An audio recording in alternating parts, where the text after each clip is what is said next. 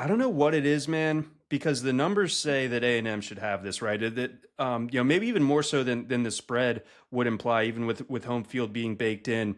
Because FEI has Texas A&M as number 12 in offense, number 12 in defense. It has LSU as 42 in offense and defensively just 14th. And I think that is probably a lower figure if Whit Weeks is unable to play once again. That could be a huge issue for this Tiger defense. So everything kind of points you to A&M. And I'm not even like saying this as like the Tigers season is on the line, a cornered animal type of thing. I just, as much as I like this A&M team, and I know we put them in our little circle of trust earlier this week, I think this is a danger spot for them. I think It's a tricky LSU at spot. night is going to be a factor here in a way that I said it wasn't against South Carolina. South Carolina didn't show up for that game, but I just think LSU wins this game. There's not a lot of numbers I can throw at you that are going to make you believe that. And personnel wise, again, LSU banged up, Nuss not looking like he's 100%.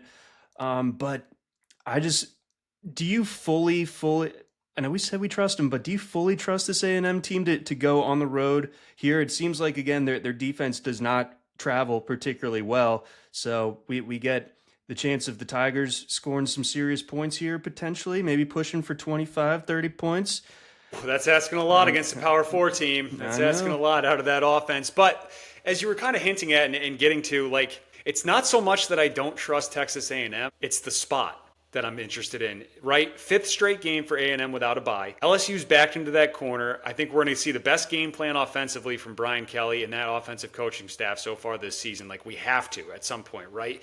And then you just start to, like, kind of go through here why this is, like, why I'm feeling the way I am. But, like, things should line up. This should line up for Texas A&M to win this game. They should be able to control both lines of scrimmage here, right? LSU's banged up. Garrett Nussmeier, as you mentioned, still clearly not right. LSU can't run the ball. They haven't had a 100-yard rusher all season. Offensive line, you got some guys missing. I believe they're going to be without one of their tackles again this weekend. Whit Weeks, as you hinted at, has not practiced yet this week, and we saw what Diego Pavia just did running the ball against them. Like, Marcel Reed should be able to do that, no problem.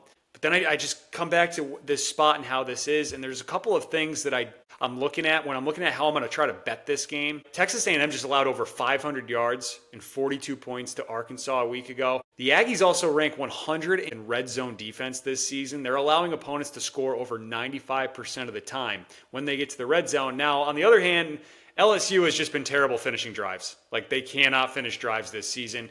They rank 121st in red zone offense, scoring on just 73% of their trips down inside the 20. So something's got to give there. When I'm looking at how I'm going to bet this game, I'm taking the over. I really like the over in this one.